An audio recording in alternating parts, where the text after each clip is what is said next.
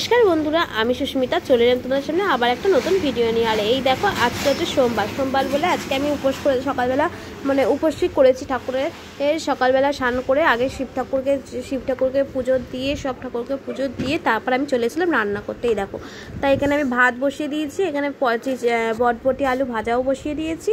আর এখানে আমি সমস্ত সবজি কেটে একদম ভালো করে ধুয়ে জলে ভিজিয়ে দিয়েছি। যেখানে রাঙা আলু আছে বটবটি বেগুন কুমড়ো পেঁপে ঝিঙে পটল ঝিঙে পটল সমস্ত রকম সবজি আছে দিয়ে আমি একটা পাঁচমিশালি তরকারি করব। আর এতে আমি একটা এক্সট্রা জিনিস অ্যাড করব, সেটা হচ্ছে এতে আমি সয়াবিন অ্যাড করব। সয়াবিন দিয়ে খেতে খুব ভালো লাগে, কেন আমি একবার খেয়েছিলাম, আমি কোনোদিন করিনি, তাই আজকে নতুন করছি, তাই তোমাদের সাথে শেয়ার করলাম। আর আমি যা কিছু নতুনত্ব করি সেটা তোমাদের সাথে শেয়ার করি, তাই আমার মনে হলো যে আজকে ভিডিওটা তোমাদের সাথে শেয়ার করি, তাই তোমাদের সাথে ভিডিওটা শেয়ার করছি। তাই এখানে দেখো কড়াইতে তেল গরম হতেই না দেখো আমি ওখানে 5 ফোড়ন তেজপাতা শুকনো লঙ্কা সমস্ত কিছু ফোড়ন দিয়ে দিয়েছি। আর এবার ভালো করে যখন ফোড়নটা লাল লাল হয়ে গেছে তখন আমি সবজিগুলো সমস্ত দিয়ে দিচ্ছি। তা স্কিপ না করে পুরো ভিডিওটা তোমরা দেখো, আশা করি তোমাদেরও খুব ভালো লাগবে। যদি ভিডিওটা ভালো লাগে লাইক কমেন্ট শেয়ার করে দিও, আর যারা আমার চ্যানেলটা নতুন দেখছো তারা প্লিজ সাবস্ক্রাইব করে দিও বন্ধুরা। আর এই দেখো আর তোমরা যদি কেউ ফেসবুক থেকে দেখে থাকো আমার এই ভিডিওগুলো, তারা তোমরা ফেসবুক থেকে একটু ফলো করে দিও। তাই দেখো এখানে আমি দেখো কাঁচা লঙ্কাগুলো না ভেঙে দিচ্ছিলাম। আর এই তরকারিটা যদি পাঁচমিশালি তরকারি একটু মিষ্টি হয়, বেশি ঝাল এতে দেবো না, কাঁচা লঙ্কা দিয়েই করছি। তা তোমরা কে আজকে শিবের এই শ্রাবণ মাসে শিবের বার করো অবশ্যই কমেন্ট করে জানিও। আমি এই সোমবার করে করি, শ্রাবণ মাসটা করি, আর শিবরাত্রি তো করি, কিন্তু এবার শ্রাবণ মাসটাও এমনি করি।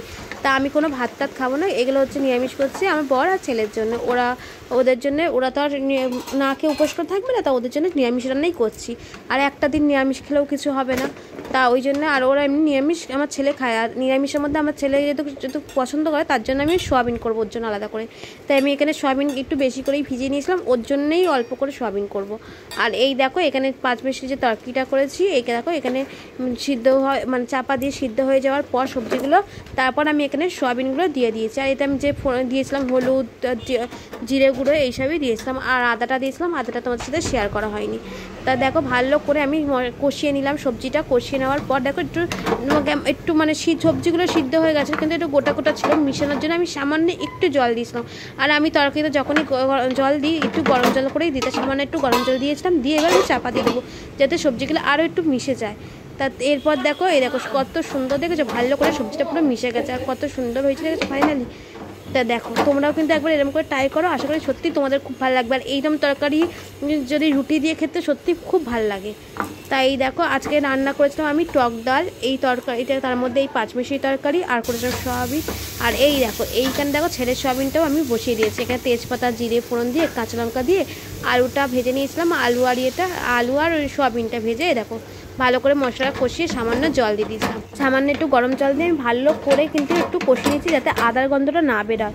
আর এতে একদম কম জিরে গুঁড়ো আর কমই আদা, আর একদম মশলা বলতে জিরে আদাই দিয়েছি আর কিছুই দিইনি, কারণ ছেলে যে খাবে ওর জন্য বেশি এটা রিচ করবো না, একদম পাতলা ঝোল, তোমরা দেখেই বুঝতে পারছো একদম পাতলা করেছি। এদের জলও দিয়ে দিয়েছি, এবার ফুটে গেলে নামিয়ে নেবো। আর এই দেখো এদের কাঁচা লঙ্কা দিয়েছি, বেশি ঝালও কিন্তু হয়নি, আলুগুলোও সিদ্ধ হয়ে এসছে। তা আজকের ভিডিওটা তাহলে আমি এখানে শেষ করছি, দেখা হবে নেক্সট কোনো ভিডিওতে। ভালো থাকবে সুস্থ থাকবেন, আর তোমরা যদি এরকম ধরনের ভিডিও দেখতে চাও অবশ্যই কমেন্ট করে জানিও। আজকের মতো টাটা বন্ধুরা।